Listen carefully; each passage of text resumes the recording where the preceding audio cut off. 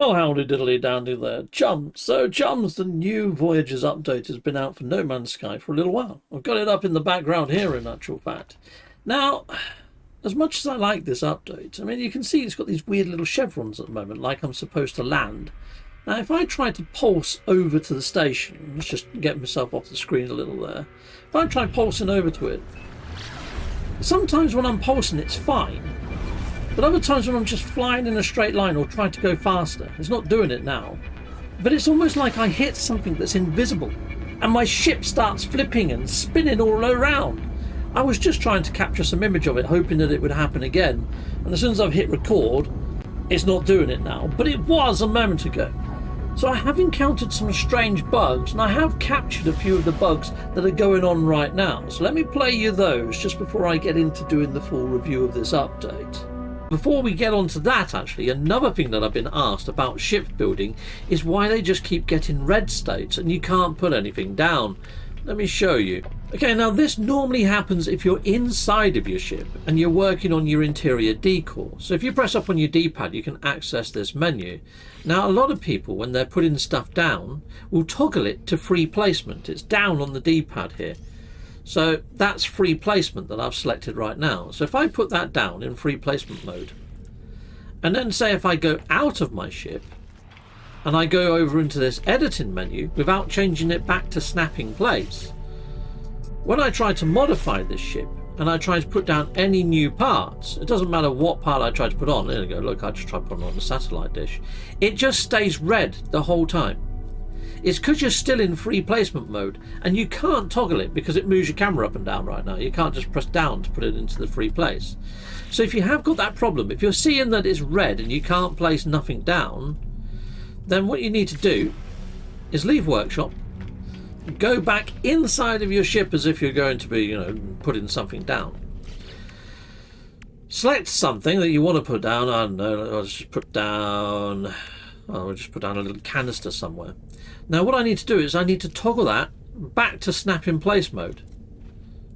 Okay, now that I've toggled it, I don't actually have to put something down, but just to be sure, I'm just going to stick that there anyway. A little hidden juice bottle. When I go back over here now and go back into the menu, I should be able to put things back down again. Let's see if I'm right. Modify. And let's just put down the same satellite dish that I was trying before, right? There you go, it's now green. I can put it pretty much wherever I freaking like. Or choose. Have a look at the old missions board. Nice, apart from I can't see the missions. It's embedded in the wall. Who tested this? Hello, games. Right, okay. Let's try that again. Yeah, that's a bit janky. Alright. And talking about bugs, chums, sometimes when I load inside of VR, I'm actually in the wall. I'm in the wall. Help, I'm in the wall. Not that anyone can hear me. But yeah, I can see through the wall. Look, I can see through the wall. I can even put my head through the wall. If there was somebody there right now, they would be seriously freaked out. Oh, my gravitino balls have grown. Oh, lovely. But I can't get out the wall. I can't get out the wall. There you go. So I'm going to have to load in flat mode and go somewhere where I'm not in the wall and then load into my VR mode. Oh, the joys of early buggery. But chums, yeah, bugs aside, because Hello Games are very good at destroying and defeating bugs as soon as they rear their ugly little heads. And you can see here I'm on the patch notes page that shows that a lot of bugs have been fixed. Now, one of the bugs that people were hitting me up about was booting up on Xbox and getting a black screen. There is a workaround just to disable the HDR, but Hello Games is working on getting that fixed properly, and that should come out in the next update. In fact, that update may already be out by the time that you see this video. There's also a big crash on PS5 that was caused by large frigate fleets. So if you have a massive frigate fleet and you call in your freighter, sometimes it could cause a crash. That has now also been rectified.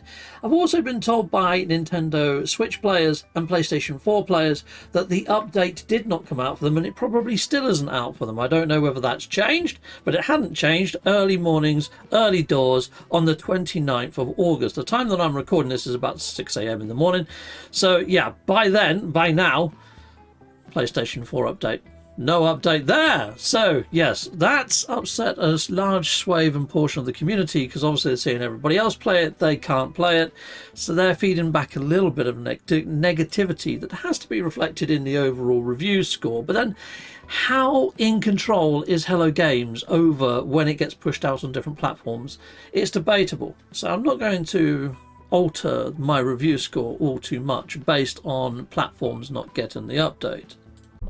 Okay, jump. So now onto the meats and bones of the actual update itself, because I honestly feel that this update is like 20 times bigger than the update that they gave us for Beacons.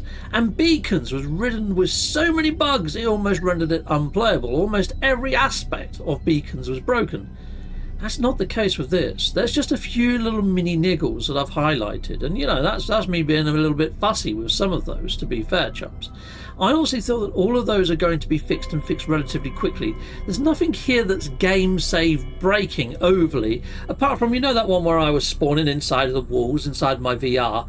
After I logged into VR, I logged into flat mode. I was still stuck into the wall. I had to use a older save file and load in that way. Otherwise, I would have been completely stuck and foobarred. But anyway, yes, this update brings us the ability to make some very glorious ships with some very glorious ship parts. And I'm really hoping that Hello Games goes to town and delivers in more ship parts in pretty much every expedition or every single update, introducing new ship parts, because this, I think, is going to be the new element of No Man's Sky where people spend a lot of their time and a lot of their focus. I know I will be. I'm thoroughly enjoying this. So I've already built 2 ships. That's how much I'm enjoying it. And I've fully max statted them as well. So here we go. I've got this little UFO one. I think this one's super cute. I'm keeping them in my logo colours. But this is quite small. I'm probably going to be using this on my weekend missions with my mates as we go out on little jaunts and side hustles. But yeah, I tried to make it look like a little UFO. I think I've done all right. It looks quite cool, I think, that one. I'm quite happy with both my 2 little builds, but it's another avenue to show off your creativity. And not just to show off your creativity in-game with strangers, but with your mates, which makes it super fun. You can also fully decorate the interiors of these ships using a separate build menu to the build menu when you're building the ship.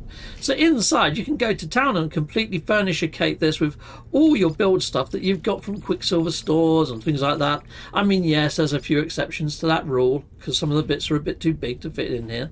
But you've got all these serviceable parts as well. Oh, look, there is this bug as well, which I didn't feature earlier. There's invisible blocking volumes, and I don't know what that's related to. People have been saying, check the roof, show me what's on the roof above that blocking volume. So above that blocking volume, right there, aha, there's this aerial, and look, it doesn't quite touch the surface. I wonder if deleting the aerial fixes that problem. Let's just go see if we can eradicate a bug. Alright, here we are. Let's go into here then. Modify. And it's nice that I'm showing you this because you can kind of just delete things. There we go. I've deleted that. Let's see if that fixes the bug. I mean, it's got no purpose, that little area anyway. It's just there for show. But if that's fixed the problem, it has! Hello, games! You've got an invisible blocking volume on the bottom of your aerial, mate. Alright, anyway, we've got these, like neutron processor, that you can actually use inside of these ships and you know, spin them into stuff. Which is pretty darn sweet, I guess. There you go. Nice. Fully functional kitchenette with hollow table nicked straight out of Star Wars. I love that. Now, I have been told that there is another bug. I've put down a load of chairs for people to sit in. However, these ones are the spinny chairs. If you put down the actual proper chairs that people can sit in, I've heard that the people just sort of phase through them and into space, which might not be the best thing.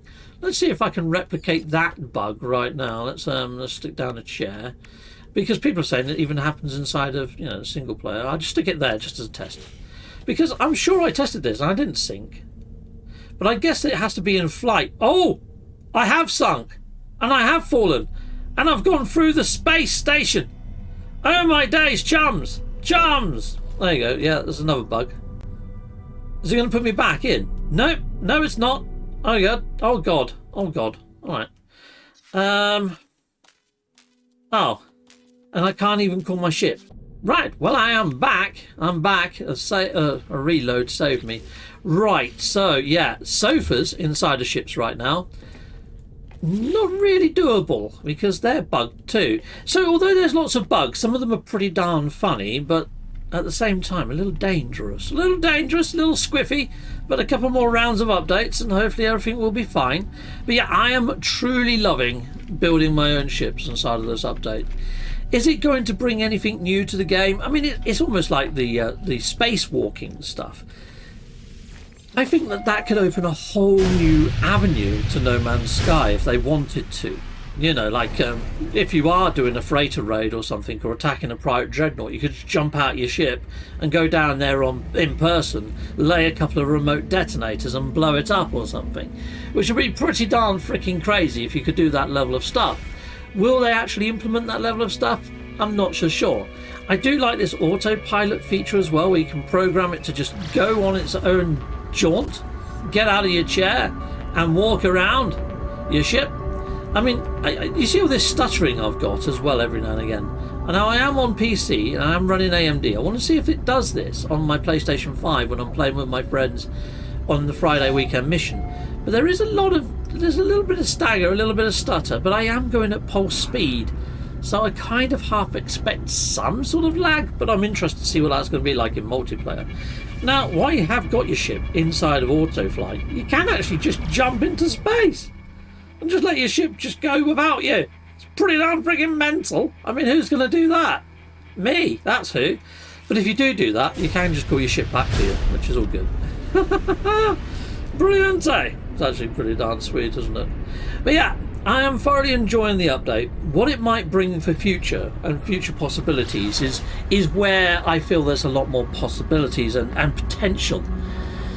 Now, technically, should I be reviewing the update now? Because we haven't experienced the actual expedition. The expedition I'm going to review separately. I always review the expedition separately, but then I do an review of the actual update and the expedition combined after all the patches have gone in.